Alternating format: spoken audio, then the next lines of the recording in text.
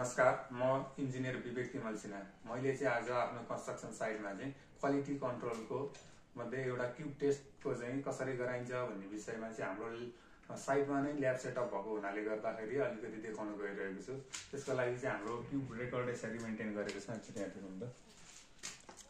यो रेकर्ड मेन्टेनमा चाहिँ हाम्रो अप्पर टाइपिङबाट मात्रै यो रेकर्ड देख्न सक्नुहुन्छ। त्यो चाहिँ त्योभन्दा अगाडिको चाहिँ हामीले एनडिटी टेस्ट गरेर चाहिँ रिजल्ट हेर्न पर्यो, किनभने ल्याबको अलिकति लापरवाही भयो।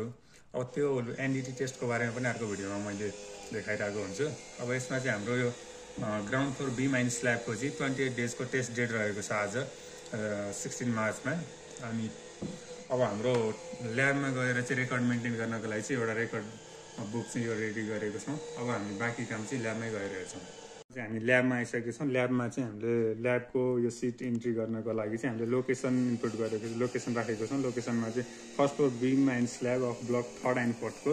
तर हाम्रो यो कास्टिङ डेट रहेको छ 9 मार्च 2025 र टेस्टिङ डेट चाहिँ 5 अप्रिल 2025 को छ। हामीले यसको डाइमेन्सन मेजर गरेर राख्यौँ अनि तिनटैको वेट लिइसक्यौँ। अनि हाम्रो फर्स्ट स्याम्पलको चाहिँ हामीले टेस्ट पनि गराइसक्यौँ। 675 किलोन्युटन आएको छ ब्रेकिङ लोड। अब हामी सेकेन्ड स्याम्पलको चाहिँ टेस्ट गर्न गइरहेको छौँ। त्यसको लागि सेकेन्ड स्याम्पल हाम्रो यो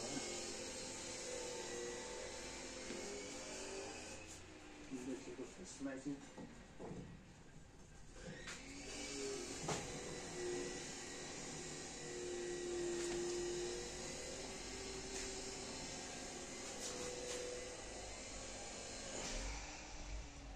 टर्नलाई टाइट गरिदिन्छु।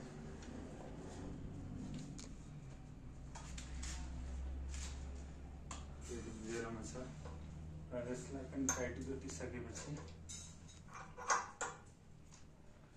हाम्रो लोडको एप्लिकेसनको लागि रेडी भयो। अब म लोड एप्लाई गर्न गइरहेको छु।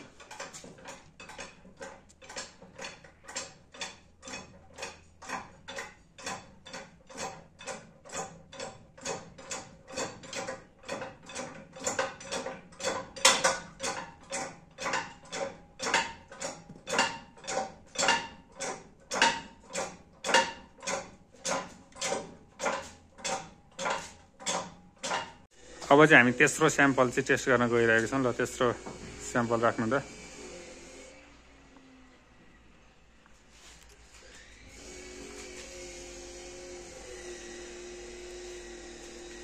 टाइट भइसक्यो। अब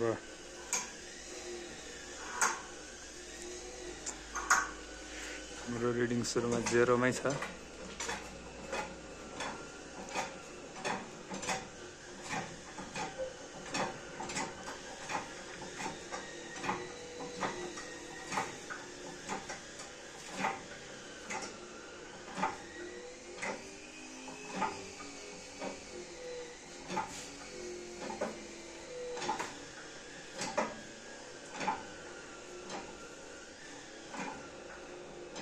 क्र्याक आयो ल। कति आयो त रिडिङ? 800।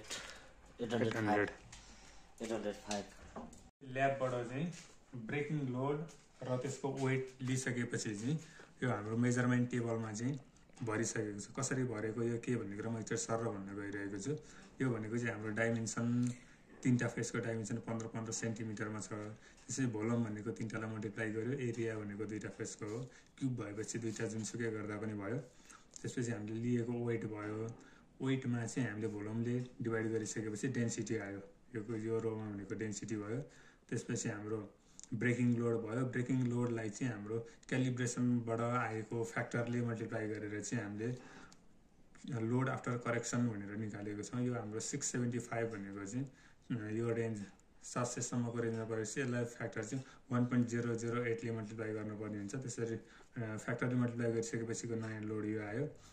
त्यसपछिको अब भनेको क्युब स्ट्रेन्थ। क्युब स्ट्रेन्थ भनेको चाहिँ हाम्रो लोड बाई एरिया हो। लोड बाई एरिया गर्दाखेरि चाहिँ यो युनिट मिलाउनको लागि यो 10ले मल्टिप्लाई गरेर यो न्युटन पर एमएम स्क्वायर अथवा एमपिएमा निकाल्दाखेरि चाहिँ हाम्रो स्याम्पल 1 को स्ट्रेन्थ आयो 34.55 न्युटन पर एमएम स्क्वायर, स्याम्पल 2 को 32 र स्याम्पल 3 को 35 गरेर यिनीहरूको एभरेज भनेको चाहिँ 34.176 चाहिँ हाम्रो एभरेज क्युब स्ट्रेन्थ आएको छ। यसलाई चाहिँ मैले यो ल्यापटपमा चाहिँ फर्मुलामा हालिरहेको छ। यो सबै यसरी निकालेर चाहिँ हाम्रो लोड फ्याक्टरको लागि पनि यो लोड फ्याक्टरहरू एप्लाई गरेर लोड आफ्टर करेक्सनको यहाँ यसरी निकालेको छ। यो फर्मेट बनाइराखेपछि हाम्रो यो वेट र ब्रेकिङ लोड मात्र इनपुट गरिसकेपछि यो भ्यालु दिन्छ यसले। त्यसपछि यो सबै रेकर्ड चाहिँ अघि नैको मेरो पुरानो रेकर्डमा अब यसलाई इनपुट गरिदिन्छु मैले। यसको हाम्रो रिजल्ट आएको छ 34.176। यो भनेको चाहिँ हाम्रो M25 ग्रेडको कङ्क्रिट हो। M25 ग्रेडको कङ्क्रिटको लागि चाहिँ 25 आउनु भनेकै पास हुनु हो। यो पास भएको छ, त्यही भएर यसलाई मैले ग्रिन सिम्बल दिन्छु, ग्रिनले हाइलाइट गरिदिन्छु।